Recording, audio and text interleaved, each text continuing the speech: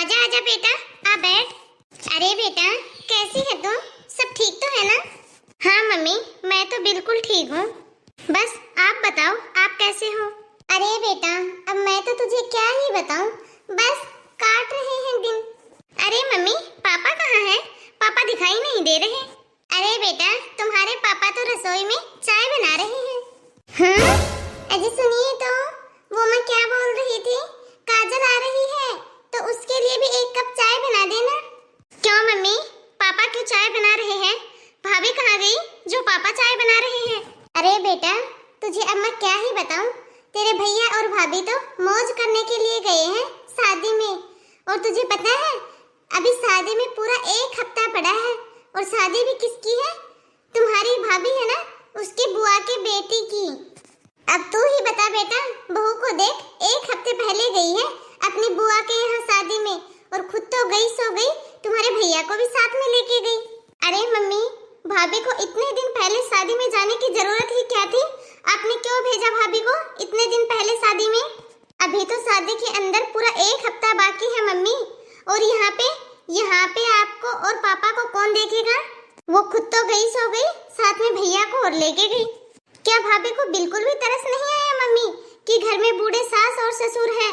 खुद तो चली गई इन लोगों को यहाँ पे अकेला छोड़ के मौज करने के लिए। अरे बेटा, आजकल सब लोग अपनी मर्जी के मालिक हैं।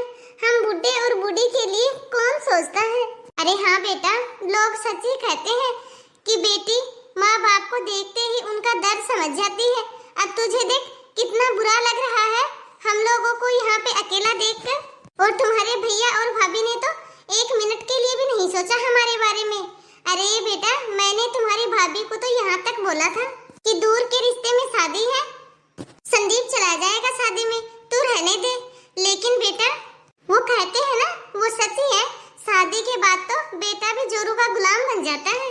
तुम्हारा भाई है ना वो जोरू का गुलाम, वो मुझसे कहने लगा कि बेचारी मेरी बीवी को शादी में कहीं जाने का मौका ही नहीं मिलता। मायके तो बेचारी जा नहीं सकती, क्योंकि मायका तो तब तक होता है ना जब तक माँ बाप जिंदा होते हैं। बेचारी मेरी बीवी के माँ बाप तो है नहीं, तो बेचारी मेरी बीवी कहाँ जाएगी? ये सब कहने लग गया तेरा भाई मुझसे। कहने लगा कि इसकी बुआ ही सब कुछ है इसके लिए, मैं तो लेके जाऊंगा इसको शादी में। अब देख ले बेटा, तू ही अपने भाई को, माँ के सामने बीवी बेचारी बन गई है। माँ की तो किसी को कोई वैल्यू ही नहीं है, माँ की तो कोई फिक्र ही नहीं है। मम्मी, भैया को तो ऐसा ही लगता है कि उनकी बीवी बेचारी है, बड़ी सीधी सादी है वो तो। लेकिन असल में तो हम लोगों को पता है ना मम्मी कि भाभी कितनी बेचारी है और कितनी नहीं। अरे काजल बेटा, आ गई तुम?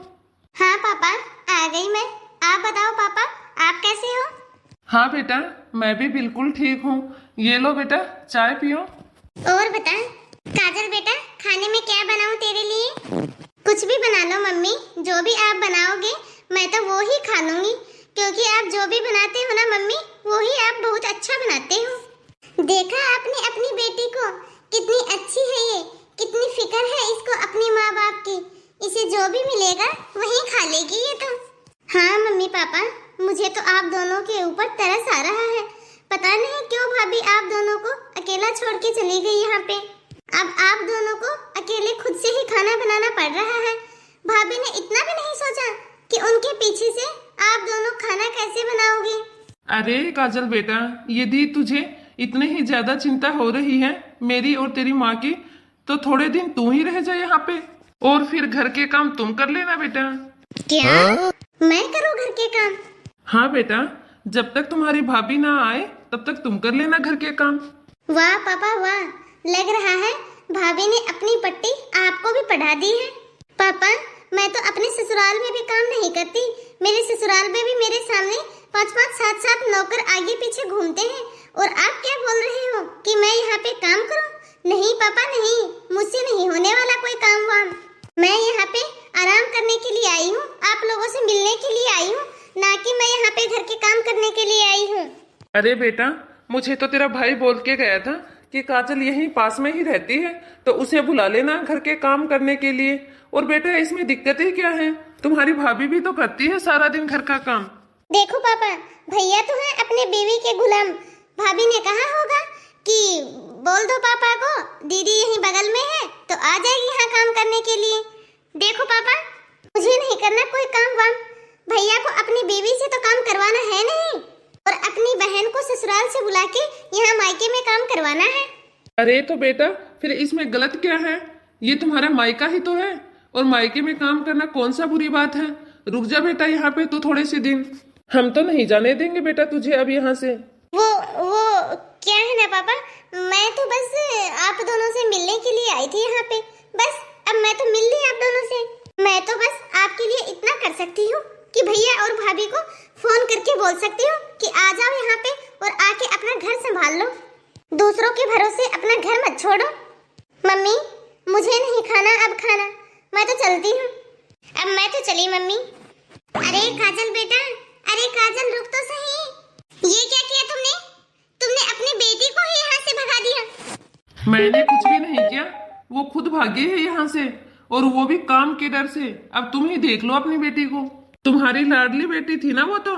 अरे तुम्हारी लाडली बेटी से तो ये भी नहीं हुआ कि अपने माँ बाप के लिए एक टाइम का खाना भी बना दे। अरे खाना तो छोड़, वो आई थी तब मैं चाय बना रहा था किचन में, उसने यह भी नहीं सोचा कि पापा किचन में चाय बना रहे हैं तो क्यों ना मैं ही मदद कर देती हूँ उनकी थोड़ी सी। बस कहने की बात है कि बेटियां माँ बाप का दर्द समझती हैं। हाँ मैं मानता हूँ कि होती हैं कुछ बेटियां जो कि माँ बाप का दर्द समझती हैं, पर कुछ बेटियां अपनी बेटी जैसी भी होती हैं जो कि बस बड़ी बड़ी बातें करना जानती हैं, और जब उन बेटियों को काम के लिए बोले तब ऐसे ही घर छोड़ के भगती हैं वो। और तू है कि दूसरों की चुगलियां करने लग जाती है अपनी काजल बेटी के साथ। अरे पागल, बहू तेरी बहुत अच्छी है जो कि तुझे टाइम से दवाइयाँ देती है, ब्रेकफास्ट देती है, लंच देती है, डिनर देती है, तेरा हर एक काम करती है बिगड़ झिझक के। और अपनी बेटी को देख ले, तेरा एक काम नहीं हुआ तेरी बेटी से। इतनी ज्यादा सेवा करती है तुम्हारी बहू, उसके बाद भी तू अपनी बहू की बुराई अपनी बेटे के साथ करती रहती है। अरे बेचारी बहू 5-7 दिन घूमने के लिए क्या चली गई, शादी में क्या चली गई। बेचारी बहू ने तो अपना मायका तक छोड़ रखा है तुम्हारे लिए। अरे तुम एक औरत हो, दूसरी औरत को समझो, दुश्मन मत बनो उसकी। अरे आखिर में सेवा बहू ही करेगी, बेटी नहीं। अरे तुम्हारी बेटी तो अभी से ही अपना रंग दिखा रही है, तो आगे चल के तो उससे उम्मीद ही क्या कर सकते हैं। सेवा तो लास्ट में बहू ही करेगी ना। हाँ, आप बिल्कुल सही बोल रहे हो। मैं तो ऐसे ही बेटी के कहने में आके अपना और बहू का रिश्ता बिगाड़ रही थी। अब से मैं ऐसी कोई भी गलती नहीं करूंगी। अब मुझे समझ में आ गया है कि आखिर में तो सेवा बहू ही करेगी। बेटे के तो नाम मोटे और दर्शन खोटे वो ही लग रहे हैं। रुको, मैं अभी बहू को फोन लगाती हूँ। हेलो, अरे बहू। हाँ मम्मी जी, कैसे हो आप? अरे बेटा मैं तो बिल्कुल ठीक हूँ। और मम्मी पापा जी ठीक है? हाँ बेटा ये भी बिल्कुल ठीक है। अरे मम्मी जी आप दोनों टाइम से दवाइयाँ तो ले रही हो ना? अरे हाँ हाँ बहू, हम दोनों टाइम से दवाइयाँ ले रहे हैं। अरे बहू मैंने तो तुम्हारे पास इसलिए फोन किया कि बहू तुम यहाँ की बिल्कुल भी चिंता मत करना। जितने दिन तुम्हारा मन हो ना उतने दिन तुम वहाँ रुकना। अच्छा मम्मी जी ठीक है। बस बेटा मैं और तुम्हारे पापा जी तुम्हारे आने का इंतजार जरूर करेंगे। अब तो बेटा तू आएगी इस घर में तभी मेरा मन लगेगा। ठीक है मम्मी जी, मैं जल्दी ही आ जाऊंगी। अरे नहीं नहीं बेटा तू आराम से आना, कोई चिंता मत करना यहाँ की, यहाँ पे सब ठीक है। ठीक है बेटा, अब मैं रखती हूँ फोन, तू शादी एंजॉय कर। ठीक है मम्मी जी, आप भी अपना ध्यान रखना। ये तो तुमने बहुत ही अच्छा किया जो कि तुमने बहू को टेंशन फ्री कर दिया, वरना वहाँ पे भी बहू हमारी ही टेंशन करती रहती। तो हाय गाइज, आप सभी को कैसी लगी आज की हमारी यह स्टोरी? यदि अच्छी लगी हो तो वीडियो को लाइक और शेयर जरूर कर देना, और कमेंट बॉक्स में कमेंट करके अपनी राय जरूर देना। मेरा तो आप सभी से अंत में बस यही कहना है कि बहू की चाहे कितनी भी बुराइयां कर लो, अंत में काम बहू ही आएगी, बेटी नहीं। बुरा मत मानना, क्योंकि मैं सभी बेटियों के लिए नहीं बोल रही, कुछ कुछ बेटियां होती हैं ऐसे। वीडियो को अंत तक देखने के लिए धन्यवाद। अब मिलते हैं अगले वीडियो में, तो नमस्ते दोस्तों।